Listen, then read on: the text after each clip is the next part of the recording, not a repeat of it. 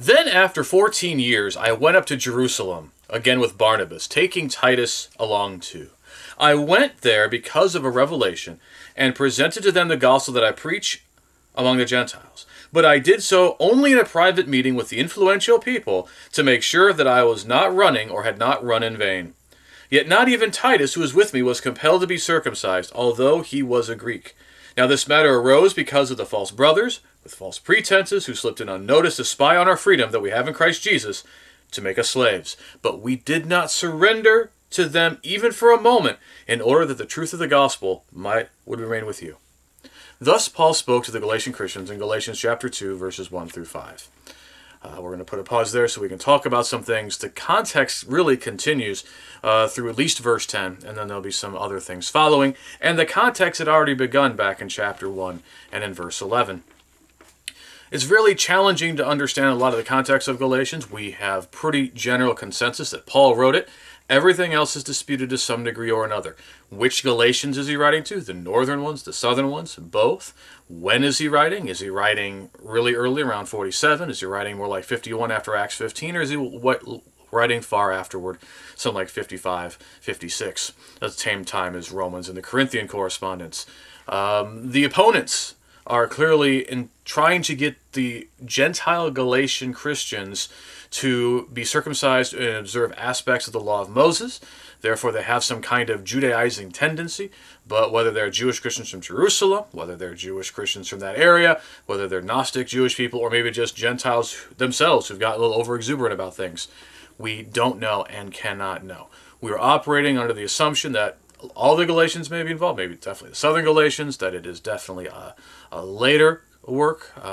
It's very consistent with what he's talking about in Romans and the Corinthian correspondence. And we are agnostic about the nature of the opponents, but we know what the opponents are trying to do. And Paul has already written very stringently, telling the Galatian Christians that anyone who's trying to get them to go to this different gospel is accursed. And that we said, beginning in chapter 1, verse 11, and really continuing throughout the rest of chapter 2, is this section where Paul is trying to explain to the Galatian Christians, based upon his experiences, what the truth of the gospel is in these matters. And we are pointing out why at various times. His earlier story was that he had received the gospel by revelation from Jesus, not from men, and why that was so important. And he retold the story of his life and faith in order to very strongly communicate that message. There is a shift in chapter 2 and verse 1 in that narrative, so it is an understandable division point, but we need to remember that the verse and chapters were added later. It's still part of the same theme. He's talking about this experience that happened after 14 years. After 14 years from what, of course, is the question. From his conversion, from the last events, we can't be certain. And he goes up to Jerusalem. And which time is it when he goes up to Jerusalem? There are some who want to suggest it is as early as a time that he and Barnabas would have gone up in Acts 11 or 12 in order to provide the relief to the needy saints of Judea. That is only possible if all of the time frame is really constricted, so that it's 14 years after his conversion, and his conversion was pretty much within a few weeks or months, not even a full year since Jesus died, and Jesus would have had to die in the year 30 for that to take place. In order for the chronology to work, because the Acts 11-12 events are taking place somewhere between 42 and 44. 44 would be the earliest it could possibly be, and that leaves no time leeway for anything, and it also requires the 3 years earlier to also be considered within that 14 years. That's pushing it a lot, and it's hard to reconcile how this would happen during that meeting. It makes much more sense to understand it in terms of the meeting in Acts 15, since Paul, according to Luke, went up to Jerusalem because of the church in Antioch asking him to, because Jewish Christians had come from Jerusalem with this teaching that Gentiles should observe the law of Moses and be circumcised.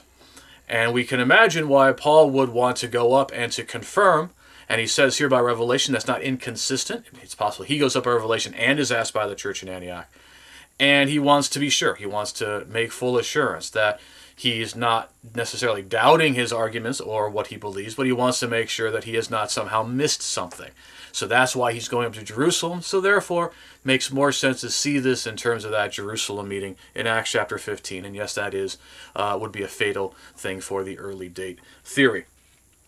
Now, Paul will get into the meeting after verse 6 and following.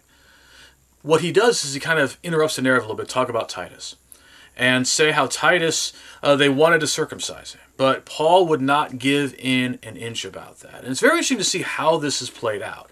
Because he says that this arose because of false brothers with false pretenses who slipped in unnoticed to spy out our freedom we have in Christ Jesus to make us slaves. It's the least charitable possible interpretation of what's going on here. But it's not necessarily inaccurate. A lot of times we talk about this event, we talk about it in comparison and contrast with how Paul managed Timothy.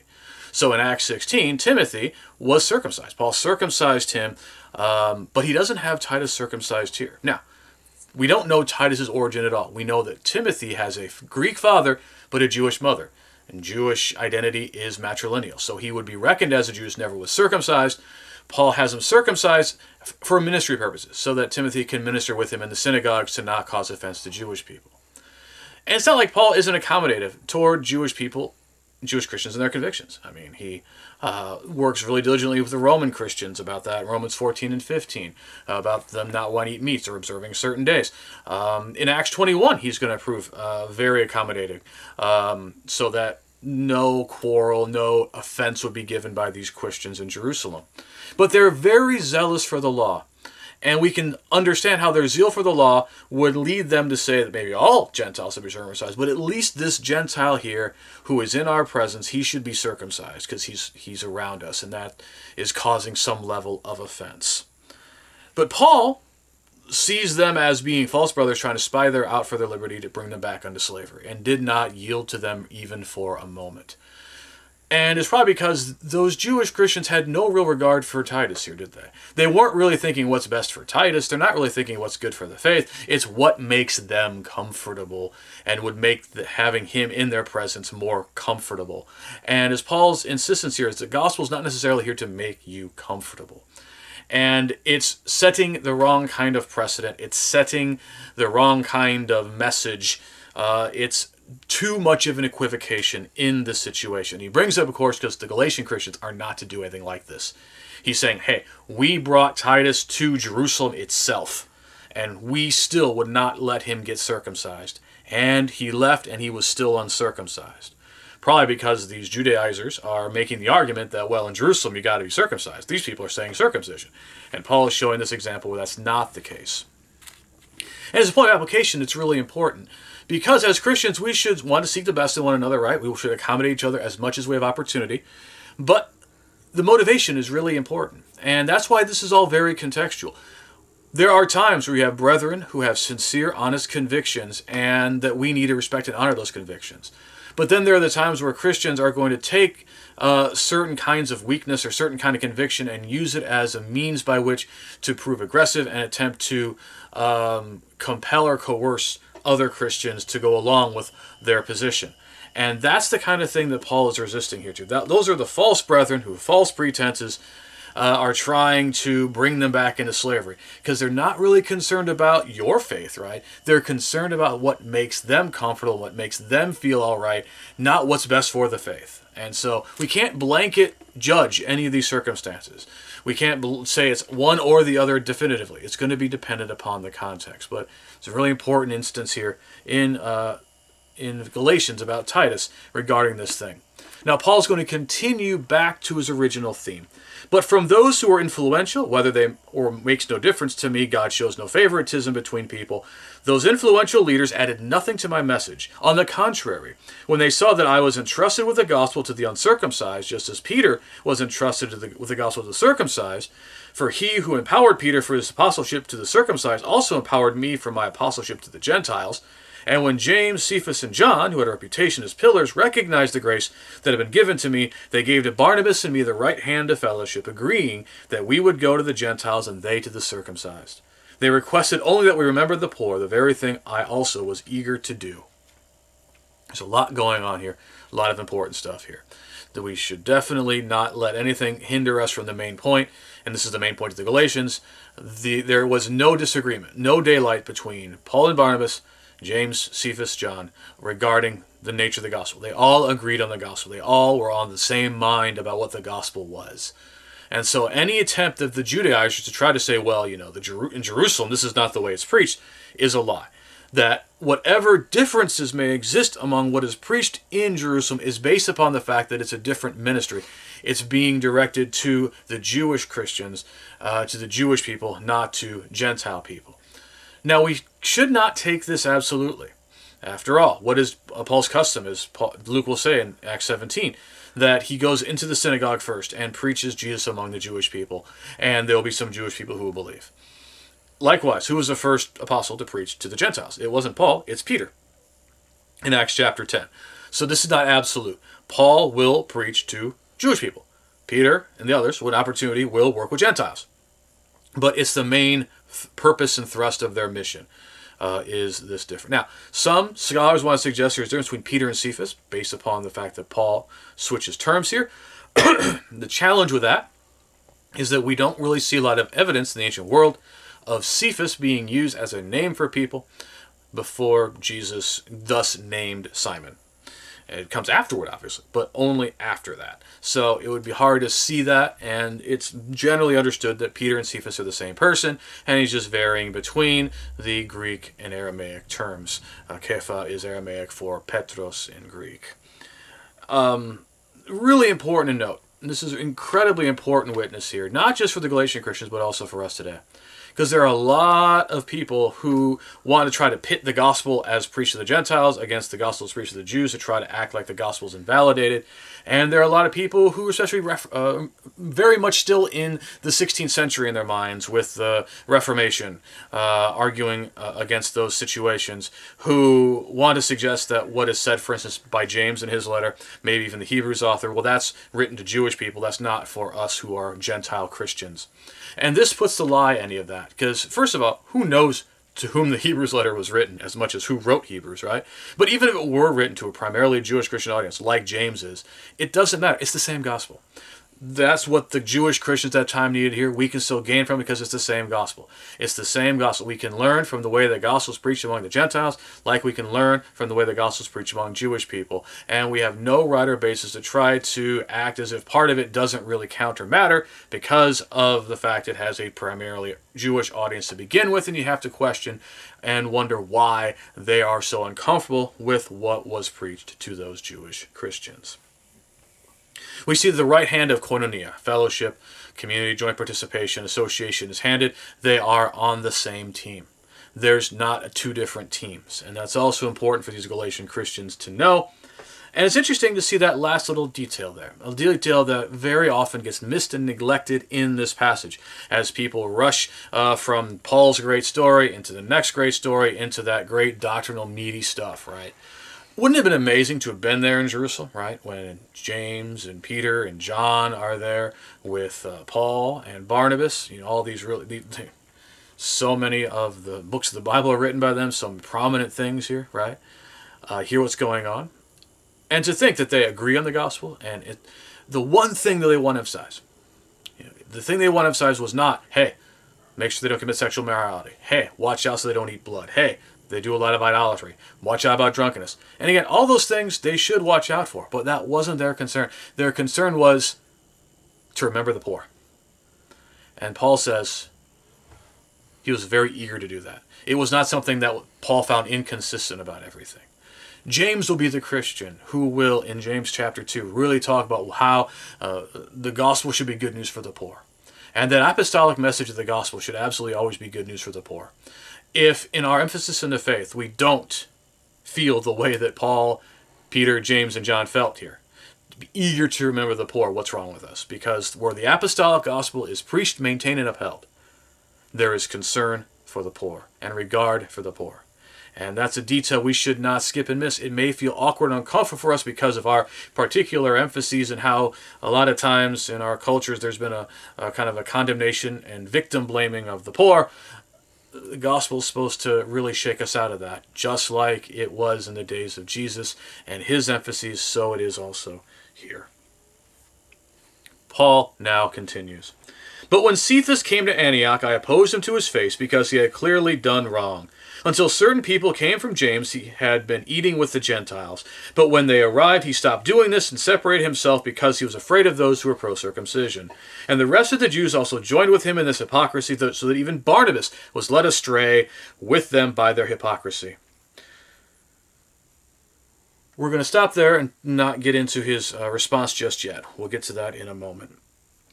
When does this event happen? Of course, a lot of possibilities, a lot of unknowns. You got to figure out, when would Paul, Barnabas, and Cephas all been in Antioch? A lot of people say in Acts 15, after the Jerusalem conference, hey, Paul and Barnabas are already there. And after that, they would go their separate ways, right? Also, the problem with that is that we don't really see Simon Peter leaving yet. Peter will eventually leave Jerusalem, but when we leave that story, he's still in Jerusalem. There's no indication he's come down to Antioch. It is possible that it might have happened when Paul had gone back to Antioch between his times at Ephesus and Acts 18. That, of course, requires that Barnabas had already returned and that Peter by then had made it to Antioch, as he would then eventually make it to Corinth and then ultimately Rome. Again, this is all speculation. We don't know. So it's possible it's happening around 49-50. It could also have happened somewhere around 51-52. And regardless, the situation, we'd love to hear Barnabas or Peter's perspective, right? But what Paul says, the details are pretty damning. Peter was eating with all the Antiochian Christians, Jewish and Gentile in origin. And then all of a sudden, these Christians came from Jerusalem, right? Came from James. And they were probably very zealous for the law, and Peter wasn't afraid of them, and therefore no longer ate with the Gentile Christians. And all the other Jewish Christians, seeing that example, got pulled into that, as well as Barnabas himself. Now, why would Peter do such a thing? Well, again, Peter is preaching to the Jewish people. And Allah is riding on his reputation among Jewish Christians. And so he may not have wanted to stir the pot, right? He did not want to cause these guys offense. Going back to Jerusalem, having to try to work with these people again, may cause some difficulty. It may have taken some courage to have actually eaten with the Gentiles in their presence. It's hard for us to know because, again, we weren't there. We don't hear Peter's interpretation or his side of this story. And a lot is made of this, by the way. A lot of people say, this is a irreparable divide between Paul and Peter. And we do need to point out that the fact that Paul is about to rebuke Peter is significant. And he's telling the Galatian Christians to show just how important this is to him.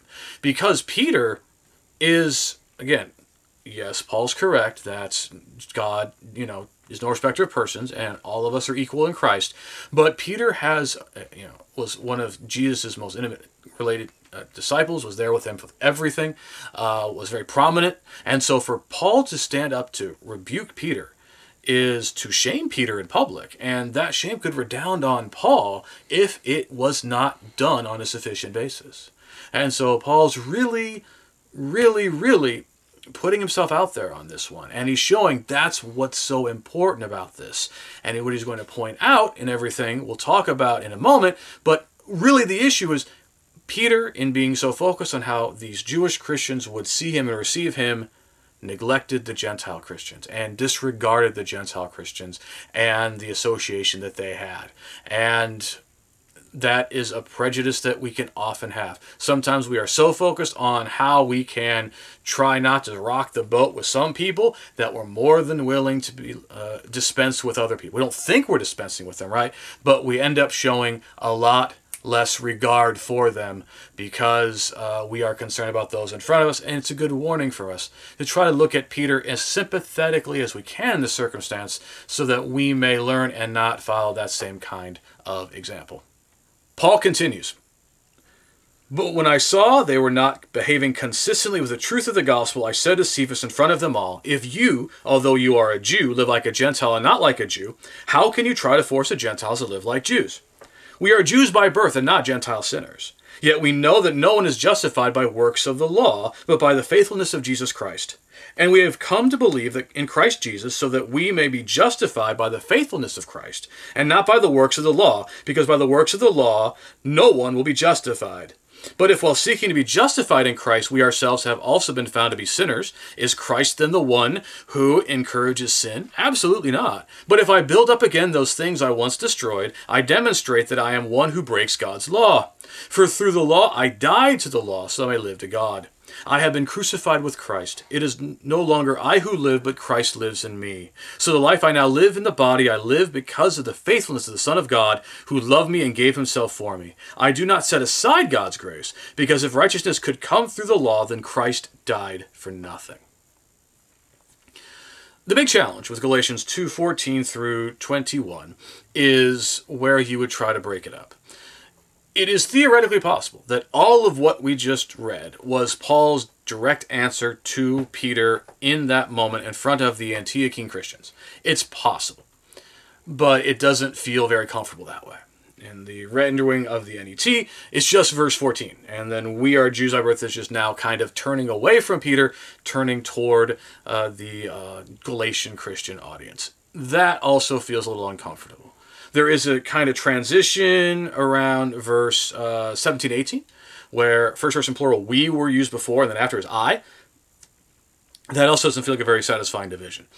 We can't cleanly cut these things, and we should probably keep that in mind. So Paul is rhetorically shifting probably at some point in some way away from what he directly said to Peter in front of the Antiochian Christians to addressing the Galatian Christians. And what he's doing here is he is making his great pivot, where he is talking about the implications of this story with him and Peter, and this is leading him toward the core fundamental issues that are going to be addressed in the next couple of what we call chapters, but the next major section of the letter. So the theme is this, and the first point is very salient. You are a Jew, and you are living like a Gentile. How can you then try to get Gentiles to live like Jews? The very fact that he had eaten with them beforehand is what was the hypocrisy. If Peter had never eaten with them, that would have still been an issue, but it would have been a different issue. It was the fact that he ate with them, but then he turned away. That was the major problem, and it exposed his hypocrisy. And Peter was not going to be able to really stand up against that charge very well. Now, Paul continues in a statement that seems kind of derogatory, but is kind of inside baseball conversation. We are Jews by birth, not Gentile sinners. He's not trying to speak against the Gentiles. He's just pointing, we were born in the covenant, part of the elect of God. We had all the advantages. We are not, by birth, those who are alienated from God, not part of that covenant. That's really what he means there. But he knows, we know, right? He and Peter both know. Because Peter just said in the conference that the law was a burden that they were not able to bear. And that's why it's so important this event happens after that Jerusalem conference, because or even just the events earlier in the chapter, because they had already agreed on all of this. They already agreed on the gospel. They agreed that Gentile Christians did not have to become Jewish in order to faithfully serve Jesus. Therefore, all of this is just gross, rank hypocrisy here. And yet they know, it's not just hypocrisy, they know that no one can be justified by works of the law, and that they have believed in Jesus Christ so they could become justified by what? And this is where you have the eternal argument about the objective or subjective genitive. Is it that they are the faithfulness of Jesus Christ? Is that the faith of Christ? Or is it our faith in Christ? And the answer, when it's all said and done, is we should give pride and place to the faithfulness of Christ, because it's the faithfulness of Christ in accomplishing God's purposes that allows everything else to happen. At the same time, it's both, because it is Christ's faithfulness that allowed this to happen, and we access it by faith. And that's the justification thing. You see Paul starting to talk about justification. Major theme going to be in chapter 3, is also in Romans. Justification comes from the Greek dikaio, to make right, to make just, or declare to be in the right, declare to be just. And really what it's about is standing. How do we have access and standing before God? Do we have access and standing before God because of works? Do we do good things and therefore we earn or deserve our standing before God? Because we've done the works of the law. And Paul says, no, that is not possible. We even know that. We couldn't do that as Jewish people. It's certainly not something that can be done.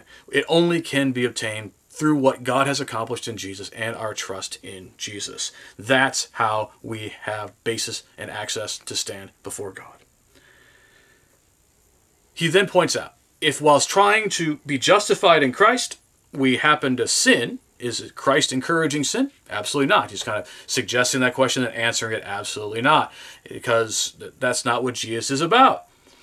But then he points out in verse 18, if I build up again what I destroyed, if all these things that Jesus has overcome for me, I now build back up the division between Jewish and Gentile, reestablish that you need to observe certain covenant aspects from the law of Moses, then I'm the one who's breaking God's law, Paul says. I am the one who's causing the problem by trying to build that back up. He's turning the tables on these Judaizer opponents in Galatia, where they're acting like he's the one transgressing, he's the one tearing things down, but he's saying, they're trying to rebuild what Jesus knocked down, and that's where the sin is.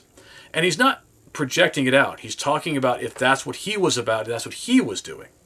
And now he's trying to show just how important. He's taken Peter to task about this. This is serious and important to him. No wonder he's treating the Galatian Christians this way and speaking to them this way. And then, fundamentally important passage, I am crucified with Christ. It is no longer I who live, but Christ who lives in me. So powerful, right? Used so many times, proof texted so many times. But let's see what he's doing with it in context. That through the law, he died to the law to live to God. He's been crucified with Christ. And he lives now the life in the body because of the faithfulness of the Son of God who loved me and gave himself for me. We're not trying to water down, dilute the message at all, because it's a powerful message we need to sit in about being crucified with Christ. But there's a very specific thing he's doing with it. Paul has before, many times, looked at things in terms of dying to things. He's going to do that again in Galatians chapter 5, right? That we crucify the flesh with its passions. In Romans chapter 6, the question is brought up, should we sin so that grace may abound, right? Should we persist in sin? Then he says, absolutely not. How can we who died to sin live in it? Well, we died to sin because as Jesus died and was raised again, the death he died to sin, and sin has no more power over him. So we die and are raised again through baptism, by that immersion and then coming out of that immersion. That is how we have spiritual regeneration, our spiritual death and resurrection. We die to sin so that we are freed from its power. He will then, in chapter 7, talk about how being under the covenant of the law is like being in a covenant marriage. You are under that covenant until you die. And that's why he says that you have to, through Christ you die to the law so that you are no longer under the law. Here and in Galatians, there in Romans 7, here in Galatians 2 and verse 19 is the closest Paul gets to saying that Jewish Christians are not subject to the law anymore. In fact, that's the argument. Jewish Christians are no longer subject to the law. The law has no power over them anymore. This does not mean Jewish Christians cannot observe Jewish customs and rituals. They have that freedom in Christ to continue to do that. He never condemns anybody for being zealous for the law per se. He will, in fact, accommodate these very Jewish Christians in Jerusalem in Acts 21, and that will lead to great harm for him. But he insists that you have to you die to that law so that you're no longer subject to it and therefore subject to the death that it brings. And so that's how he says he's been crucified with Christ. That's not, it's that this is how he's been liberated from the law, liberated from sin. Jewish people have to die to the law through being crucified with Christ in order to live for Christ. As Gentiles, we never were subject to the law, but we need to die to sin and crucify the flesh with its passions so that we can be crucified with Christ so that Christ can live in us. This is not an attempt to say that Paul no longer exists. This is not the elimination of Paul. This is the redemption of Paul. And this is something we need to underscore about this Christ living through Paul.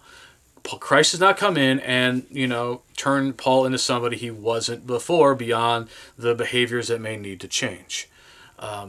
This is the same Paul who in chapter 1 had just said how God had predestined him from the womb, called him from the womb to be a messenger of the nations. It's not like God called him in all these years, all this training he got, and then say, forget all that stuff, now you're going to do this thing that has nothing to do with what came before. No, we see how Paul uses all the things that he had learned in his experiences in Tarsus, in his education that had to involve some level of classical education, as we would call it, his education in the law, and he uses this all and marshals it all to the glory of God in Christ. And that's what's going on. It's not the elimination of Paul, it's the redemption of Paul. It's not that it's no longer Paul. In fact, now it's Paul in his best self. Because it is not just Paul, it's Paul living for the glory of Jesus. And that's the life he's now living. And that's the emphasis. And that should be our emphasis about it too. We do need to reckon ourselves as crucified with Christ. Not acting like everything that we are and is completely awful and needs to be completely destroyed, but that it needs to be redeemed. There are some parts of it that do need to be corrected. Absolutely, that's true for all of us. That was no less true of Paul after becoming a Christian than before it. Same with us as well. But God can take what came before and find ways of redeeming it so that we are now able to live our best lives. You know, I can be Ethan, not just Ethan, but the best Ethan possible. Ethan living to the glory and honor of Christ.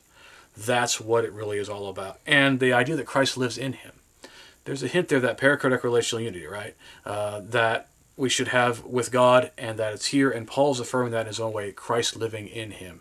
Prior representative through the Spirit. And he's living because of that faithfulness of the Son of God. That Jesus has provided the means for us to do this, and he understands the life he lives is dependent on Jesus, and we should also do the same. And he wants to be clear. He's not setting aside God's grace. In fact, this is the ultimate demonstration of God's grace, right? And there's this concept that, again, will be played out in the next chapter. That if righteousness could come through the law, then Christ died for nothing. Why? Because then we could be justified by law. We could just do the law and earn salvation, and God would give it to us. But then Jesus literally died for nothing, and that would be the most horrific thing. And God is the ultimate child abuser. There's all kinds of very unpleasant connotations. But what that all means is we got to get away from the idea that we are justified by the things that we do, by the works of the law, things of that nature. That is not the way our standing in Christ is secured. Now, does that mean that we shouldn't do things? It's about how we have our standing. We don't earn our standing, but our standing we have leads us to the transformation to be more like God in Christ, and that will involve how we live and behave and think and feel and all such things. So thus we do well, like Paul, to reckon ourselves crucified with Christ, no longer living for ourselves, but living for the Son of God who lives in us because of his faithfulness. That we should affirm the apostolic gospel and proclaim that apostolic gospel, and to remember the poor, just as Paul and James and Peter and John were eager to do. Thank you for joining us today. If you have any questions or comments about anything we've talked about in terms of Galatians chapter 2, verses 1 through 21, love to hear about it. Please let us know in the comments. Continue our conversation. I'm Ethan. We're with the Venice Church of Christ. We are a church of Christians in Los Angeles. I'd love to be of encouragement to you. If there's any way we can be of assistance to you, would you like to have a prayer with us? Can we study with you? Would you like to meet with us? Any way we can be of service, please let us know. Reach out to us at VeniceChurchOfChrist.org. You can find us on social media at Venice Church of Christ or Venice Church. And we'd love to be of service. Thanks again, and may the Lord bless and keep you until we're able to meet again.